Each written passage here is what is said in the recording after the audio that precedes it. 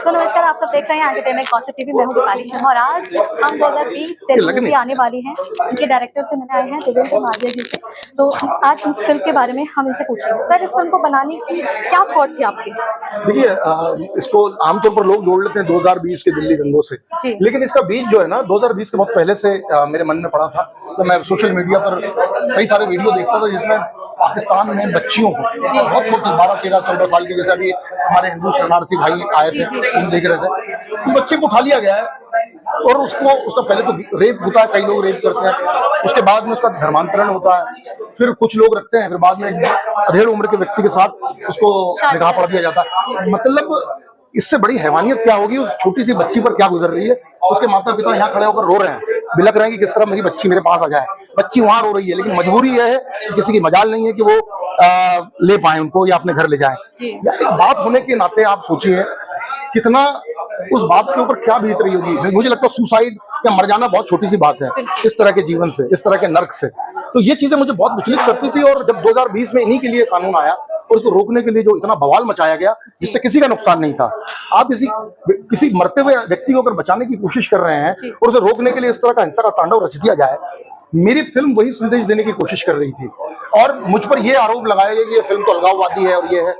तो मैं यही कह रहा हूं कि जब हम छोटी घटनाओं को रोक लेते हैं तो बड़ी घटनाएं नहीं घटती। मैं 2020 के जो हिंसा हुई उसको मैं यहाँ पर उसका विरोध कर रहा हूँ इस फिल्म में, उसकी सच्चाई उजागर कर रहा हूँ और मुझे रोकने की कोशिश की जा रही थी। और परसों के दिन फिर वही एक काला अध्याय वापस रिपीट हुआ और इतनी दुर्भाग्यपूर्ण घटना घटी है हमारे दिल्ली में। आप देखिए, एक व्यक्ति निकलता है घर से, किसी माँ का बेटा है, किसी पत्नी का पति, किसी बहन का भाई है, और वो इंतजार कर रही है कि लौट कर आएगा, तो पता चलता है उसके टुकड़े आते हैं शाम को। क्यों? गुनहगार को मैं अगर गुनहगार कहता हूँ, लोग उसमें रिलीजन ढूंढ लेते हैं, लोग उसमें उसका धर्म देख लेते हैं। मैं धर्म नहीं देख रहा हूँ। किसी भी धर्म का होने की वजह से आपको बॉम्ब फोड़ने की छूट नहीं मिल सकती, गोली चलाने की छूट नहीं मिल सकती। तो ये मेरे दिमाग में ये चीज बड़ी उद्वेलित करती थी, बहुत ही मुझे बोल सकते हैं कि विचलित करती थी। और मेरे अंदर एक छटपटाहट थी कि इस कहानी को मैं लेकर आऊँ और इसको वन शॉट में हम लेकर आए हैं कि ताकि आपको रियलिटी का आभास लगे। आप लोगों ने कई फिल्में देखी होगी, लेकिन इस फिल्म में आपको एक अलग तरह की सिनेमैटिक लैंग्वेज मिली है। इसको देखने का अनुभव भी आपका अलग होगा, क्योंकि इस तरह की फिल्म भारतीय दर्शकों के लिए पहली बार है। बाहर बहुत हुआ है, लेकिन हमारी ये कोशिश है। और मुझे अच्छा लग रहा है कि कई लोगों को, अभी मैं बात कर रहा था तो बहुत पसंद भी आई है। कुछ लोग कुछ पार्ट को देखकर इमोशनल भी हो गए, कुछ लोगों के दिल को छुई है। मैं यही विनती करूंगा कि मैंने अपनी जिंदगी भर की कमाई, अपने 30 साल की तपस्या, 5 साल की पूरी मेहनत इसमें डाली है। मेरे साथ कोई बड़ा स्टूडियो नहीं है, कोई प्रोडक्शन हाउस नहीं है। मुझ पर फंडिंग के आरोप लगे, मैंने खुलेआम कहा कि ईडी का इतना डंका बजाता हूं, ईडी मेरे घर भेजी है, मेरे एक खाते को खंगाली है और पता करिए कि मेरे संपत्ति कितनी मॉर्टगेज है, मेरे पास क्या है और मेरे ऊपर कर्ज कितना है इस फिल्म को बनाने में। एक नया पैसे का दागदार नहीं है देवेंद्र मालवीय किसी पॉलिटिकल पार्टी से। अगर 1 रुपया मैंने किसी से लिया हो तो मैं ये फिल्म को बंद कर दूंगा, नहीं दिखाऊंगा और मुझे आप जेल में डाल दीजिए। मैं आज दावा करता हूं। मैं बहुत साफ गोई से बात इसलिए कर रहा हूं क्योंकि ये मेरा जो कंटेंट और मेरा जो इंटेंट दोनों ही साफ और बिल्कुल ही अच्छे हैं। अब इसका परिणाम जो भी हो, मैंने अपना कर्म कर दिया, मैंने अपनी जिम्मेदारी निभा दी। अब ये जिम्मेदारी दर्शकों की है कि वो क्या करते हैं, अच्छी चीज को बढ़ाते हैं या फिर यही बोलते रहेंगे कि अच्छा सिनेमा नहीं बनता हमारे यहाँ। अच्छा सिनेमा नहीं बनता, बुरा सिनेमा इसलिए बनता क्योंकि अच्छे सिनेमा को आप सराहते नहीं है, उसको सपोर्ट नहीं देते। मुझे आप सबके सपोर्ट की बहुत जरूरत है। आप प्लीज 14 नवंबर को आ रही है फिल्म, आपने तो देख ही ली, जरूर देखने जाए नजदीकी सिनेमा घर में। सर, जैसे राजनीति से रिलेटेड दिखाया गया कि राजनीति के चक्कर में आम इंसान को ज्यादा सफर करना पड़ता है इन सब चीजों के लिए, तो कहीं ना कहीं ये सच्चाई एक्चुअल में आपको लगती है आपके हिसाब से कि ये होता है, राजनीति के चक्कर में आम इंसान को सफर करना पड़ता है, ये चीजें की जाती है जानबूझकर ताकि उनका जो है डंका चारों तरफ बिखेरा जाए? ऑब्वियसली देखिए, पॉलिटिक्स तो रोल प्ले करती ही है कि हमारी फिल्म में भी आपने देखने को मिला होगा, हम किसी पर्टिकुलर पार्टी पर कोई उंगली नहीं उठा रहे हैं, लेकिन एक नेचर है जो हम, देखिए मैं कलाकार व्यक्ति हूँ, मुझे तो कहानियां समाज से ही मिलती है। सिनेमा कहते समाज का दर्पण है, समाज का आईना है, और जैसे आईना दिखाते हैं आपको लोग पत्थर मारने लगते हो उस आईने पर, आपको बुरा लग जाता है, चिपक जाती है बात। क्यों? मैं ये कह रहा हूं कि भाई देखिए, आपने पार्टीशन किया 1947 में। मैं इनके मोहल्ले गया था, सिग्नेचर ब्रिज, एक व्यक्ति से मैं बात कर रहा था, मैंने बोला भाई आप 1947 में ही आ जाते, नागरिकता के लिए अभी परेशान हो रहे हैं। उसने बोला भाई साहब जब पार्टीशन हुआ हम राजस्थान बॉर्डर पे रहते थे और इतने रिमोट एरिया में हम लोग खेती करते थे जहाँ अखबार भी नहीं आता था, जहाँ रेडियो भी नहीं था उस जमाने में।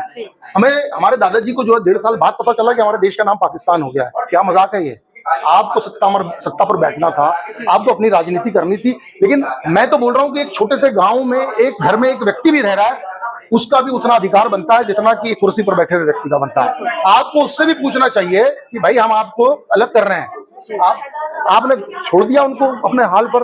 और 8% के करीब हिंदू थे पाकिस्तान में 1947 के समय, अभी 1% से भी नीचे पॉइंट्स में हो गई उनकी जनसंख्या। ये लोग क्यों आ जाते हैं यहाँ पर? अपना घर, अपना जमीन, अपने जानवर, बहुत अच्छे से रह रहे हैं लोग वहां पर।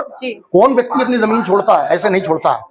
कुछ ऐसा हो रहा है इनके साथ कि जिसकी वजह से इन्हें छोड़ना पड़ रहा है। और कोई अगर आवाज नहीं उठा रहा, कोई बात नहीं, मेरे दिल में लग रहा है कि मुझे आवाज उठाना चाहिए, इसलिए मैंने आवाज उठाई है।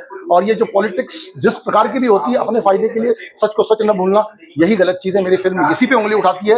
अपने अंदर झांकिए और अपने आप को बदलिए। अच्छा, ये मूवी सच में बहुत अच्छी बनाई गई है, जिस तरीके से डायरेक्शन दी गई है। Thank you so much. बहुत अच्छा, मेरे को लगता है कि लोगों को आना चाहिए इसको देखने के लिए। मेरा पर्सनल ओपिनियन भी यही है। जिस तरीके से मैंने देखी एक एक शॉट, एक एक चीजें जो हमारे को लगता है कि रियलिटी है और वो महसूस भी हो रही है वो चीजें की। और कई बार ऐसा लगता है ये क्या हो रहा है, ये रिएक्शन आ रहे हैं, तो वो बहुत बखूबी किया गया। मैं चाहती हूँ कि लोग आए, आपने भी चीज कही है। Thank you so much. इतनी अच्छा कमेंट आपसे मुझे मिला, और ये किसी अवार्ड से कम नहीं है मेरे लिए, क्योंकि आपने बिल्कुल ताजा, किसी के लाग लपेट मेरे बोलने से नहीं बोला, आपने अपने आप बोला।